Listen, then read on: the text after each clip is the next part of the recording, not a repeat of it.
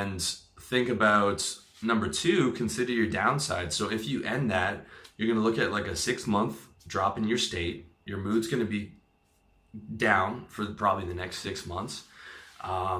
Usually takes about 3 years to replace, for me to find a girlfriend from dating, to find someone who ticks all my boxes. And the older I get, the more boxes I have. Your future plans are going to get derailed. Like, let's say you're 28 or whatever, and you're on pace for having a family. It's like, okay, well, those future plans are derailed.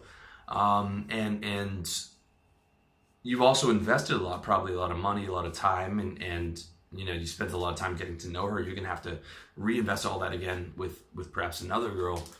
That is, if you're looking to do the family route. Of course, I'm never going to advocate legal marriage for you, but I know that a lot of guys want to go the family route. So that's something that you got to consider, the downside. And the third thing you got to consider in the relationship is you're either going up or going down. And this is true about anything in life, guys. There is no such thing as neutral. You are either going forward in your business, you're going higher, or you're going down. You're either in a peak, going towards a peak in a friendship, or you're going towards a valley.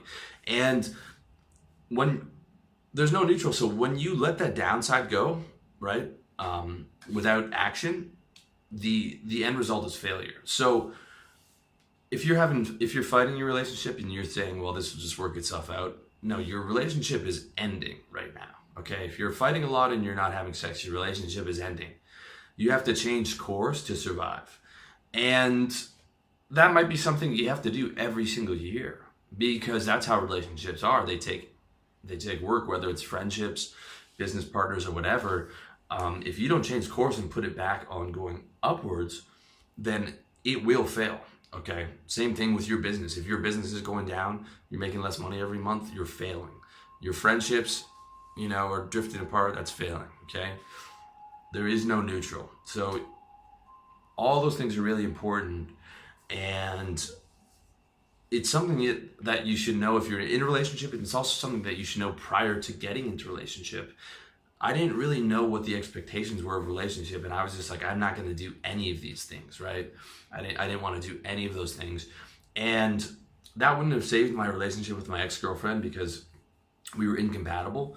But looking forward, I would be like, okay, I'd be willing to do, 20% of those things, because now I know it's the price to pay in the relationship. Before, I didn't see having a loving girlfriend as a high value as I do now. It was sort of like, I'll give this a try because I care about this person. But now I see the value in that, and I also see that there are expectations.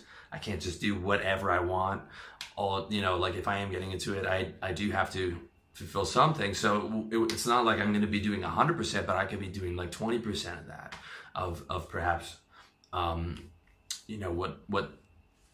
what the girl would want that maybe I wouldn't want to do all the time, like seeing her family, things like that. I'd be like, okay, that's the price to pay, because I value it.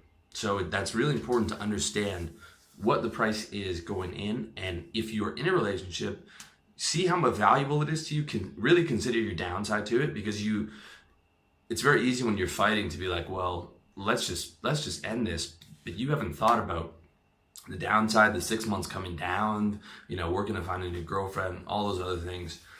So it's all very important to understand. So the next point is the actual tactics that I want to give you, okay?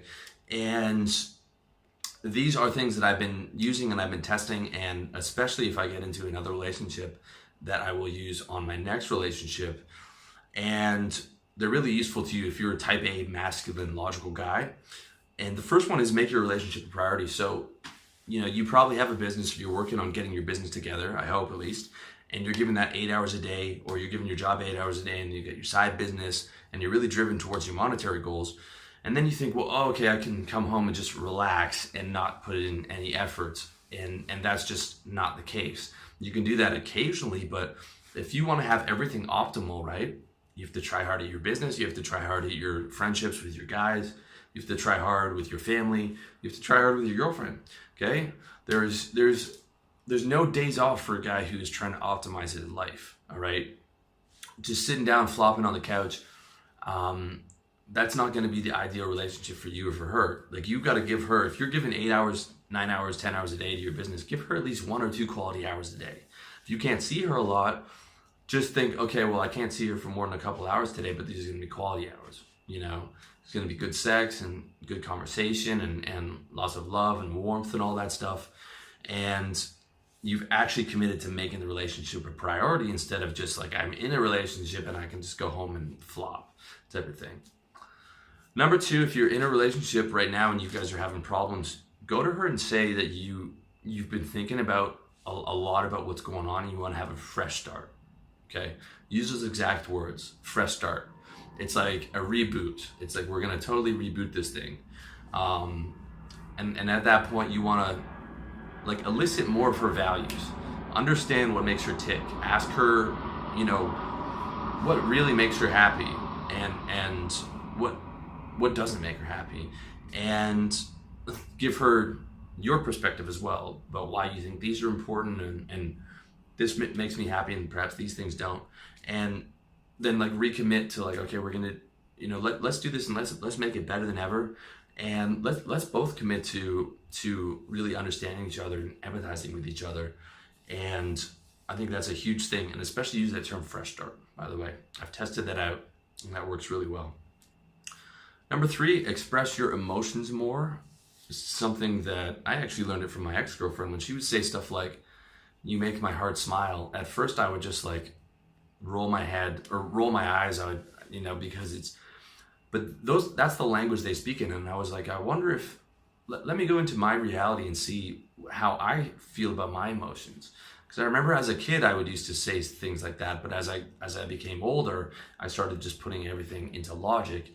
And then, you know, I went through and I would be like, okay, I feel things in a certain way too. And I can see an actual image of that.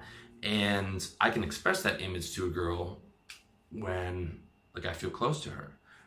And the other thing I started doing was just, this is something I've always been pretty good at, expressing my emotions, but I started doing that more. And as long as you have position in your relationship and you have that masculine leadership position, you can express your emotions a lot and it actually makes you really happy.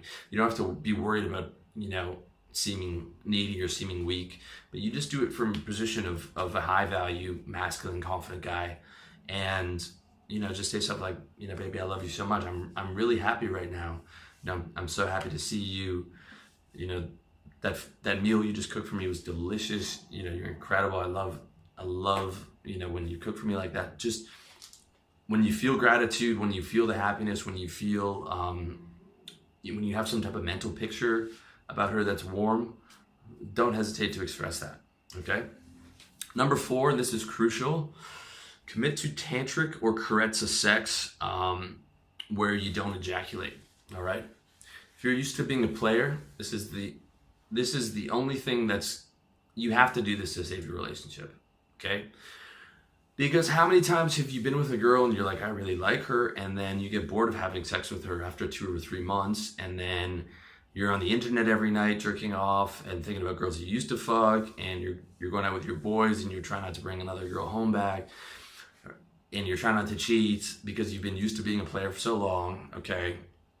Like, you know what I'm talking about. And this is because of the Coolidge effect, which I've talked about numerous times, especially in my video, How to Transmute Your Sexual Energy, where the more you ejaculate with someone, the faster you get, the more you get bored of them, right? It's nature's way of saying, like, the baby has been made, okay? We've been doing this long enough, especially accelerated too. If you've had, you know, hundreds of girls in your life, or you've been having this, living a wild bachelor life for a long time, the more you run through that, or the more girls you run through, the more desensitized you become to a point where, you know, you can get bored after 1 or 2 times, or if you really like the girl, like 3 months, okay? And that's not good, because the second you start getting bored of having sex is the beginning of the end, and it is you either cheating or, you know, trying to find that high in another girl. And it really has to come down to like, okay, you have to stop ejaculating if you want that relationship to last, in my opinion, or if you want the best sex as well. And you have to transmute that energy to that carezza style, that tantric style. I have 2 videos on that.